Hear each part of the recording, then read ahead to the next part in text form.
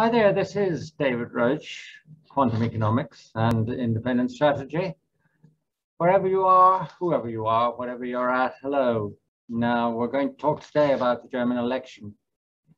We already talked about that on a video which was entitled Germany, an election that changes Europe. But there are some things that need to be cleared up, and I need to revisit again the question of what the significance is this for Europe. And people have asked quite a lot, actually, how German elections actually work and what the delays and how constitutional governments are put together in a coalition and so on. So I will touch on each of these subjects. Now, first of all, let me tell you where we are. Actually, since 3 weeks ago, the polls have moved very little. The CDU, CSU are at about 21.86% on average of all the polls so far, which is up about 1.86% from where they were, but still very, very weak considering where they used to be in the old days. And the SPD, which is the party which had the biggest meteoric rise in its fortune, is at 25.6%. Which is extraordinary, and Bündnis Die Grünen, which are the Greens, are at 16%, down from 17%, with the FDP, which is possibly the kingmaker in any coalition, at 11.17%. Then there is the all possible inclusion of Die Linke, which is at 6.29%, which are the ex-East German communists. But they want Germany to leave NATO, even though they've softened their stance, and it's unlikely that either the SPD and certainly not the CDU would ever envisage going into a coalition with them. But it is not impossible. And then way behind that, you have the racists, the AfD, which are really going nowhere, down again to 11% from 12, and other bits and pieces which are at 8%. Now, what that actually tells us is the following. It tells us that the most likely next ruling coalition of Germany is going to be the SPD, with Olaf Scholz as the chancellor, in bed with, well, not, of course, I don't really mean that in any politically incorrect sense, but together with Annalena Baerbock's Green Party, and then you have to have a third party.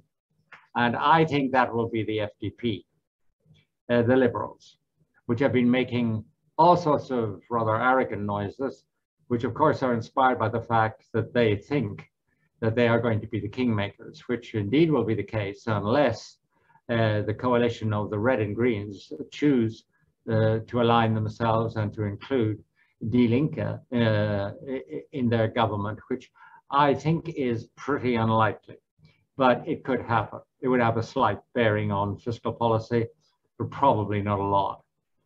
So that's what we're going to get. Now, people say, well, how do we actually get there? Well, the German electoral system is quite complex. People get 2 votes, all right? Now, there are 598 members of the Bundestag who are being elected. With those votes in every constituency, the candidate who gets the most vote gets a seat in the Bundestag. So essentially, you have a first past the post system. But 50% of the seats in the Bundestag are filled by the second vote. In other words, if a party in the second vote gets 50% or 20% of the votes, then that party will get 50 or 20% of the seats in the Bundestag. 50, half, or 20%, a fifth of the 598 members. If that party did not get enough candidates elected in the first past the post vote, then it can appoint other candidates which did not get elected, or who did not get elected to the Bundestag to fill its quota. And that is a very particular system in Europe. So you have two constituents of how you get to forming a government in Germany or how you run the election. Number one, in each constituency, first past the post, winner takes all. And then the percentage of the national vote, which is your second vote as a German citizen. And the percentage of that vote actually sets the percentage of seats in the 598 member Bundestag that you get as a party. And if you don't get enough people elected directly by the first past the post system, and you get more votes in the national vote, the second vote, then you're allowed to top up the number of representatives you have in the Bundestag until they represent a percentage of all the seats in the Bundestag equal to your party's percentage share of the national vote. Okay, you got that? Well, there you are. Now, once that is done, which will emerge in the days rather than the hours, though we will have indications of the outcome on September the 26th when the vote is, then the itsy bitsy, and it is indeed itsy and bitsy, but rather big bitsy, of forming a German government starts. Now, that can take it can take up to a year or 5 months, but the average period is 2 to 3 months. And that is most likely going to be the time that it takes before we actually know what the constituent, what the program and the makeup of the next ruling coalition in Germany is. Okay, now, the Germans negotiate coalitions in a very echt ernst, very serious sort of way. It's not like in my country, Ireland, where coalitions, you know, they're formed up, they all disagree, they fall to bits, you get another government, you might have an election, you might not, or you might just get another coalition. In Germany, it doesn't work like that at all, at all, at all. What happens is that a document is written outlining the program proposed by each party. That's submitted to all the parties. It's usually between 20 and 50 pages, but it is deemed to be a Kurz document, a short document, though it's not that short. The parties then look at these papers and decide whether there is enough in common to negotiate. Then, presumably there is, or there will at some point be enough to negotiate between the parties I have mentioned. They will sit down and they will negotiate. The result of that negotiation is a document which sets out the program of government, and it is a legally binding document. And it is usually hundreds and hundreds of pages long. And it actually is a guarantee that what is written down, what is agreed, is what you as a voter are going to get. And it avoids a huge amount of instability. So that's how the German electoral system works. Now, what does it actually mean? Well, here, in a sense, I'm recapping what I said in our earlier video, which is available, of course, on this site. The first thing is this will not throw German fiscal conservatism to the winds, even if the Linke are included in the government, which I don't think they will be. But let us assume that the government was made up of the SPD, the Social Democrats and the Greens, and then the FDP, the Liberals. I think you would not see caution thrown to the wind, but you would see changes. In other words, the Schuldbremse, the debt brake, and the Schwarze Null, which is the zero deficit budget constraints, would be loosened over time, but they would be actually got around by having a pretty large, say, between 1 to 1.5% of GDP annually investment programs funded outside the budget.